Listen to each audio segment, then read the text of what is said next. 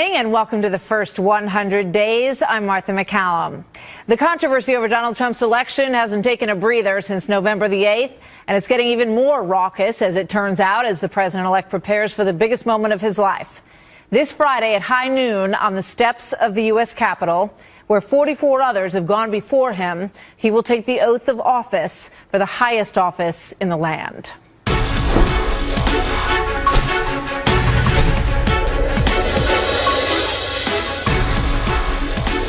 Unconventional as always on this MLK Day today, a battle royale played out between Mr. Trump and none other than civil rights leader Congressman John Lewis, after Lewis said this. Do you plan on trying to forge a relationship with Donald Trump? You know, I believe in forgiveness. I believe in trying to work with people. It's going to be hard. It's going to be very difficult. I don't see this president-elect as a legitimate president. How's that for forgiveness? Lewis representing a growing chorus of Democrats intent on everything in their power to undermine the next president. In moments, we will speak with Kellyanne Conway. She is incoming White House counsel to the president-elect Trump. Then we will hear from Clinton campaign national spokesperson Brian Fallon.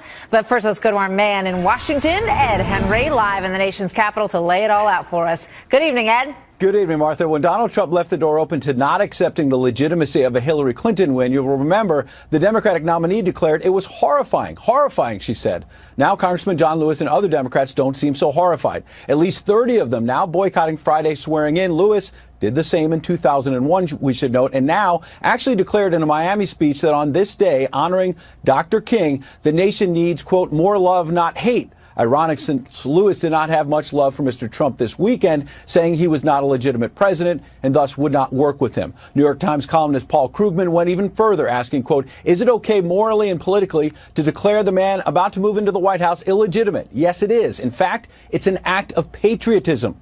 The president-elect himself met today with Martin Luther King III, the son of the slain civil rights hero, who had a not-so-subtle message for all sides. When we work together, we know we can roll up our sleeves. There's nothing that we as Americans can't do. But one of Mr. Trump's former Republican rivals in those GOP primaries, Senator Marco Rubio, he attended that Miami breakfast with John Lewis and said the civil rights hero should be attending the inaugural, though Mr. Rubio also seemed to go after Mr. Trump a bit by saying he shouldn't have lashed out at Lewis on Twitter. It's a peaceful transfer of power, which is a distinguishing characteristic of our republic. That said, I also had hoped that the president-elect would have responded differently, given everything that John Lewis means to our country. But people make their own decisions, and that's where we stand. But that's how I feel about it. But we should also note advisors to Hillary Clinton are not calling for peace either. Neera Tanden has changed her avatar on Twitter to a single word: resist. While a former Clinton spokesman, Brian Fallon, who you just mentioned, has said Mr. Trump is defensive because he's trying to, quote, cling to whatever legitimacy he can. The Clinton camp, apparently, not so horrified anymore. Martha? Thank you very much. Joining me now with more on this, incoming White House counsel to President-elect Donald Trump, Kellyanne Conway. Kellyanne, good evening. Good to see you tonight. Hi, Martha. Congratulations on your show. Thank you. It's great to have you here on night one as we go through the first 100 days of the Trump presidency. But, the question that was raised in Ed's piece is a valid one. Why did President-elect Donald Trump sort of mix it up here? I mean, he could have let this pass, and it wouldn't have been the lead story on every broadcast tonight. Oh, something else would have been the lead story in every broadcast tonight then, Martha. Look, let me just say again, I said it on Fox yesterday, it needs to be repeated. Congressman Lewis is a civil rights and voting rights legend, icon. He has his place in history, and he deserves that, and we all respect that. That's why it's disappointing to have somebody with that platform go out and say a president who was legitimately elected and is his president and all of our president, that he somehow was not elected fairly and squarely. Your show is about the next 100 days, but these conversations tend to be about the last 100 days. And that's not healthy for our body politic. We will end this week with a new president who won 306 electoral votes. It wasn't close. It was not a squeaker. You can ask Brian Fallon why they spent more money in Georgia and Arizona than they did in Michigan and Wisconsin, two states that she lost because they were caught unaware. You know, on good days we were ignored, on most days we were mocked. But we responded with a master communicator, brilliant connector, Donald Trump, with the American people. Now, Donald Trump calls himself a counterpuncher. He does not draw first blood. That was the case here too.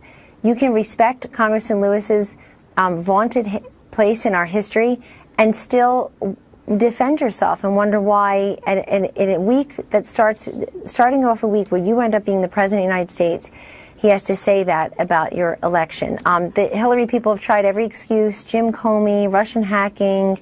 Understood. But, you know, when you look at this weather list, Kellyanne, of 33 congressmen and women who are not going to show up, I mean, what is Donald Trump, what's his response to that? You know, when you look at this situation with him, you know, is he disheartened by that? Does it make him angry? Does he call them up? Does he say, you know, look, let's get together and fix this?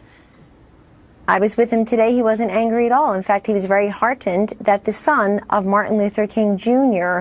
would be with him for what Martin Luther King III said today was a, quote, constructive conversation, that he would be with him on the day, the national holiday that honors his father's legacy and his father's movement.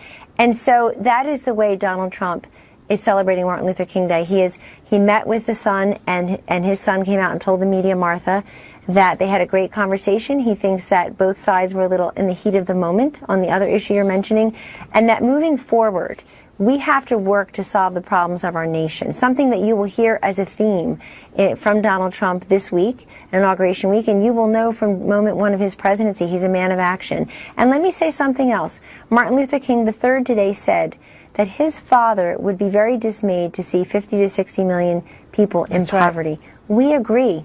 President Trump and Vice President Pence agree, and we as a nation need to do something about that. Apparently, Americans didn't have confidence that Hillary Clinton would do much to help that, the 50, 60 million people in poverty.